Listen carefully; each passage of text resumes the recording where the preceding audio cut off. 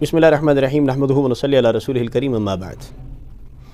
6 صدی کے اندر ایک تاجر نے دوسری شادی کی اور اس کی دوسری شادی کا قصہ اتنا معروف، دلچسپ اور حیرت انگیز تھا کہ 6 صدی کے حیرت انگیز قصوں میں سے ایک قصہ اس کو کہا جاتا ہے۔ ہوا کچھ یوں، علامہ ابن جوزی رحمۃ اللہ علیہ نے لکھا کہ بغداد کے شہر کے اندر ایک تاجر تھا جو کپڑے کی تجارت کیا کرتا تھا۔ ایک دن اپنی دکان پہ بیٹھا ہوا، گاہک اس کے پاس آ رہے ہیں، کپڑا لے جا رہے ہیں، آ رہے ہیں، کپڑا خرید کے لے جا رہے ہیں۔ اتنے میں خاتون اس کے پاس ہے جس نے برقع پہنا ہوا تھا اور نقاب کیا ہوا تھا، اور یہ اس زمانے کی ہر مسلمان خاتون کی ترتیب تھی کہ وہ برقع پہن کے اور نقاب کر کے ہی باہر نکلتی تھی۔ وہ تاجر کے پاس آئی اور آ کر اس کو کہا کہ مجھے یہ کپڑا دکھا دو، یہ کپڑا دکھا دو۔ 2-4 کپڑے دیکھنے کے بعد جب باقی سارے گاہک چلے گئے تو اس وقت اس خاتون نے سارے کپڑے وہیں پہ رکھے اور کپڑے وہیں پہ رکھنے کے بعد اپنا نقاب اٹھا دیا۔ تاجر دیکھ کر حیران، اور اس وقت اس نے اپنے نقاب کو نیچے گرایا اور کہا کہ آپ نے مجھے دیکھ لیا ہے، اب بتاؤ کہ کیا تم مجھ سے شادی کرو گے؟ تاجر حیران، اتنا بڑا سوال۔ اس نے کہا کہ آپ ہوش و حواس میں تو ہیں؟ خاتون نے کہا میں پورے ہوش و حواس میں ہوں اور آپ سے سوال کر رہی ہوں کہ کیا آپ مجھ سے شادی کرو گے؟ اس لیے کہ میں کئی دن سے اس بازار میں آ رہی ہوں اور میں یہ دیکھ رہی ہوں کہ کوئی مناسب شخص ایسا ملے کہ جس سے میں شادی کروں، تو اپنے تجزیے اور استخارے کے بعد مجھے یہ لگا ہے کہ آپ میرے لیے مناسب ہیں، تو بتاؤ کہ کیا مجھ سے شادی کرو گے؟ اس تاجر نے کہا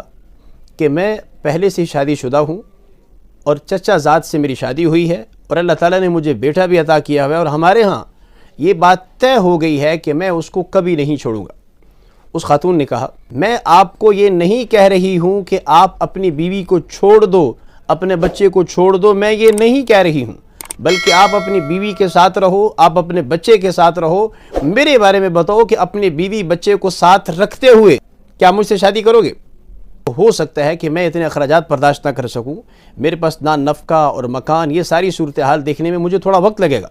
اس خاتون نے کہا دیکھیں میرے وارث فوت ہو چکے ہیں، نہ مجھے کسی چیز کا لالچ ہے، گھر بھی میرے پاس موجود ہے، اسباب بھی میرے پاس موجود ہیں، نہ آپ کو گھر دینے کی ضرورت ہے، نہ آپ کو اسباب دینے کی ضرورت ہے، نہ آپ کو وقت دینے کی ضرورت ہے کہ میں یہ کہوں کہ جتنا وقت وہاں پر دو گے اتنا وقت مجھے دو، بلکہ میں یوں آپ کو کہتی ہوں کہ ہفتے میں 1-8 دن ہمارے ہاں آپ چکر لگائیں تاکہ لوگوں کو خبر ہو کہ میں ایک نکاح شدہ خاتون ہوں،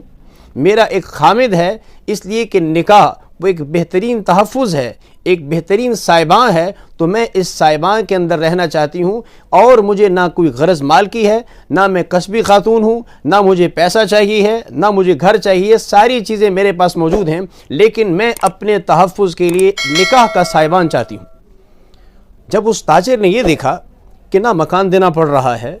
نہ اخراجات دینے پڑ رہے ہیں، نہ وقت کی کوئی پابندی لگ رہی ہے، تو یہ تو بہت آسان پیکج ہے۔ اس وقت اس تاجر نے کہا کہ ٹھیک ہے، میں ان تمام صورتحال کو سامنے رکھ کر میں شادی کرنے کے لیے تیار ہوں۔ چنانچہ شادی ہو گئی۔ اس تاجر کی ترتیب یہ تھی کہ وہ کبھی کبھی سامان خریدنے کے لیے دوسرے بازاروں میں جاتا تھا اور وہاں پہ رات آ جاتی تھی، تو یہی بات کہہ کر وہ اپنے پہلے گھر میں یہ بات کہہ کر کہ آج میں سامان کی خریداری کرنے کے لیے جاؤں گا، خریداری کرنے کے لیے گیا اور واپس پہلے گھر آنے کے بجائے دوسرے گھر میں ہی چلا گیا۔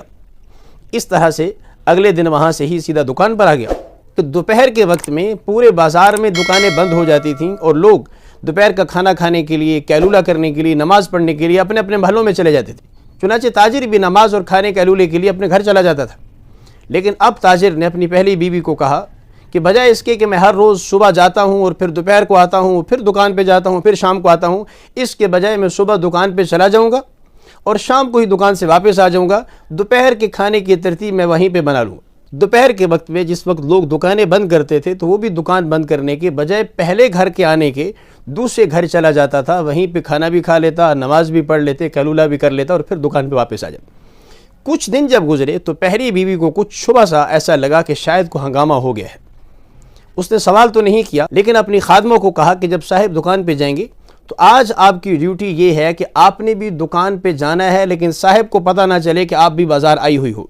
آپ نے ان کے سارے دن کی ایکٹیویٹیز کو، سرگرمیوں کو ریکارڈ کر کے مجھے پیش کرنا ہے کہ کیا ہو رہا ہے وہاں پر۔ چنانچہ خادمہ سارا دن بازار میں بیٹھی رہی، صبح دکان کھولی، اس نے کام چلنا شروع ہو گیا، گاہک آنا شروع ہوئے، بازار چل رہا ہے۔ جب دوپہر کا وقت ہوا اور لوگوں نے دکانیں بند کرنا شروع کی تو اس تاجر نے بھی اپنی دکان بند کی، اور دکان بند کرنے کے بعد بجائے اس کے کہ پہلے گھر میں آتا، دوسرے گھر کی طرف چلا گیا، اور اسے خبر بھی نہیں ہے کہ آج میرا تعاقب ہو رہا ہے اور آج میرے پیچھے لوگ لگے ہوئے ہیں۔ اس کی خادمہ تھوڑے سے فاصلے کے ساتھ وہ بھی چلنا شروع ہوئی۔ تاجر اپنے دھیان سے چلتے چلتے چلتے اس گھر کے اندر چلے گئے، اور خادمہ بھی پیچھے پیچھے وہاں ان کے گھر کے پاس پہنچ گئی۔ جب وہ گھر کے اندر چلے گئے تو خادمہ نے ہمسایوں سے جا کے پوچھا، ان سے پوچھا کہ یہ کس کا گھر ہے؟ ہمسایوں نے اس کو بتایا کہ یہ ایک خاتون تھی جس کے وارث فوت ہو چکے تھے، لیکن اب اس خاتون نے ایک تاجر سے شادی کر لی ہے، اور یہ انتہائی نیک پارسا خاتون ہے۔ یہ ساری خبر لے کر وہ خادمہ واپس اپنی مالکن کے پاس پہنچی جو تاجر کی پہلی بیوی ہے، اور اس کو آ کر بتایا کہ صاحب جو دوپہر کو کھانا کھانے کے لیے گھر نہیں آتے، تو وہاں پر یہ صورتحال بن چکی ہے کہ وہاں ایک نیا گھر لے چکے ہیں، ان کی نئی ایک بیوی ہے اور دوپہر کو وہاں جاتے ہیں، اور میں ساری معلومات لے کر آئی ہوں۔ اب یہاں پر آپ بتاؤ کہ پہلی بیوی کا ریاکشن کیا ہوگا، پہلی بیوی کا جواب کیا ہوگا، پہلی بیوی کی کیفیت کیا ہوگی، آپ لوگوں کے ذہن میں کیا آ رہا ہے؟ ہوا کیا ہے وہ تو میں بتاتا ہوں، لیکن آپ کے ذہن میں کیا آ رہا ہے کہ پہلی بیوی نے یہاں پر کیا ریاکشن دیا ہوگا؟ اس بیوی نے اپنی اس خادمہ کو کہا کہ دیکھو یہ خبر آپ تک تو پہنچ گئی ہے، آپ نے مجھے بتا دی ہے، ہمارے پورے علاقے کے اندر یہ خبر کسی تیسرے فرد تک آپ سے نہیں جانی چاہیے۔ چنانچہ شام کا وقت ہوا، وہ تاجر واپس اپنے گھر آیا، بیوی نے معمول کے مطابق کھانا بھی بنایا، اپنے آپ کو زیب و زینت بھی کی، اور بچہ بھی خوبصورت نہائے دھوئے پھر رہا ہے، آیا کھانا کھایا، بچوں کے ساتھ کھیلنا شروع کیا، بچے کے ساتھ کھیل رہا ہے۔ اس کے بعد رات ہوگی، بیوی نے تذکرہ تک نہیں کیا کہ آج ہمارے سامنے کیا عقدہ کھلا ہے، اس نے ایک ذرے تک اس کو جتلایا نہیں، نہ اس کے ایکسپریشن بدلے، نہ اس کے ماتھے پہ تیوری آئی، نہ اس کا رنگ بدلا، کچھ بھی نہیں، جیسے معمولات کے مطابق چل رہی تھی ویسے ہی چلتی رہی۔ ایک دن گزر گیا، دوسرا دن گزر گیا، مہینہ گزر گیا، مہینوں گزر گئے۔ بیوی نے خادمہ کو بھی یہ کہا کہ خبردار آپ کسی کو کہو، اور میں بھی اپنے خامند کو نہیں کہوں گی، اس وجہ سے کہ اگر میں نے خامند کو کہا کہ مجھے اس چیز کا علم ہے اور اس نے مجھ سے چھپایا ہوا ہے تو میرا خامند میرے سامنے شرمندہ ہو جائے گا۔ میں کسی شرمندہ شخص کی بیوی رہنے کے بجائے ایک خوشباش تاجر کی بیوی ہونے کو پسند کرتی ہوں۔ اس طرح سے وقت گزرتا گیا، کچھ عرصے کے بعد اس تاجر کا انتقال ہو گیا۔ جب اس تاجر کا انتقال ہوا تو اس نے اپنی وراثت کے اندر 8000 اشرفیاں چھوڑی، سونے کی اشرفی ہوتی۔ اب اصول یہ ہے شرعی طور پر کہ جب بیوی بھی موجود ہو اور بچہ بھی موجود ہو تو 8واں حصہ بیوی کو ملتا ہے، ایک بیوی ہو تو تب بھی 8واں حصہ، 2 بیویاں ہوں تو وہی 8واں حصہ 2 میں تقسیم ہوگا، 3 ہو یا 4 ہو، وہ 8واں حصہ ان بیویوں کو ہوتا ہے، چاہے وہ 1 ہو، 2 ہو، 3 ہو یا 4 ہو۔ اس خاتون نے یہ کیا، پوری وراثت کو لیا، 8واں حصہ الگ کیا، 1000 اشرفیاں بنتی تھی، 2 پہ تقسیم کیا، آدھی اپنے لیے رکھی، آدھی اشرفی ایک تھیلے کے اندر ڈالی، اور اسی خادموں کو کہا کہ جاؤ جا کر میری اس سوکن کو جا کے دے دو اور اسے بتا دو کہ آپ کا خامند فوت ہو چکا ہے، یہ اس نے ترکہ چھوڑا تھا، اس کا بیٹا موجود ہے، چونکہ اس وجہ سے اتنا حصہ بچے کو مل گیا ہے، بیویوں کا جو حصہ بنتا تھا، ہم 2 بیویاں ہیں تو آدھا میں نے آپ کے لیے بھیج دیا اور آدھا میں نے خود رکھ لیا۔ وہی خادمہ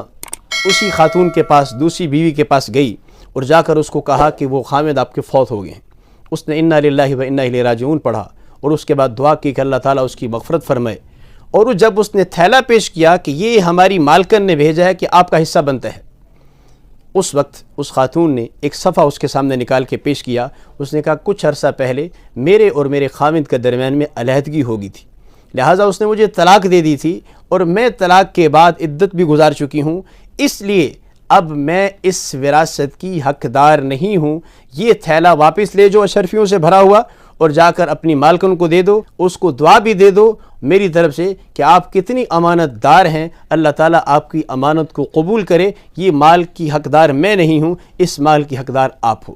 اس طرح سے وہ مال بھی پہلی ہی مالکن کے پاس پہنچا۔ کتنا خوبصورت قصہ ہے! کیا اس طرح سے بھی خواتین آپس کے اندر کمپرومائز کر سکتی ہیں؟ کیا خواتین کا اتنا بڑا بھی سمجھوتا ہو سکتا ہے؟ اب قصہ 6 صدی کا ہے، ہم 15ویں صدی کے اندر اس کو بیان کر رہے ہیں، کتنے لوگ بیچ میں بھی بیان کرتے چلے آئے، اور ہم بھی دعا دے رہے ہیں کہ اللہ تعالیٰ اس تاجر کی دونوں بیویوں کی بخشش اور مغفرت فرما دے، اللہ تاجر کی بخشش اور مغفرت فرما دے۔ لیکن کس احسن انداز سے ان بیویوں نے ایک دوسرے کے ساتھ حسن سلوک کیا۔ آپ بھی بتا سکتے ہیں کہ دونوں نے ہی حسن سلوک تو کیا، لیکن زیادہ حسن سلوک پہلی بیوی کا ہے یا دوسری بیوی کا ہے، اور کیا خیال ہے اس خاتون نے جس انداز میں اپنے شوہر کے ساتھ بیہیویئر رکھا ہے، کیا یہی بیہیویئر اس کو رکھنا چاہیے تھا یا اس کا کچھ اور حق بنتا تھا؟ کہ اللہ تعالیٰ تمام خواتین کو جذباتی محض ہونے کے بجائے سمجھوتے کا، افہام و تفہیم کا ملکہ عطا فرمائے، اور سب کو اچھے اخلاق کے ساتھ ازدواجی زندگی گزارنے کی توفیق عطا فرمائے۔ تمام مردوں کو اللہ تعالیٰ ایسی با اخلاق اور نیک بیویاں عطا فرمائے، اور اللہ تعالیٰ بیویوں کو نیک شوہر عطا فرمائے۔ السلام علیکم ورحمۃ اللہ وبرکاتہ۔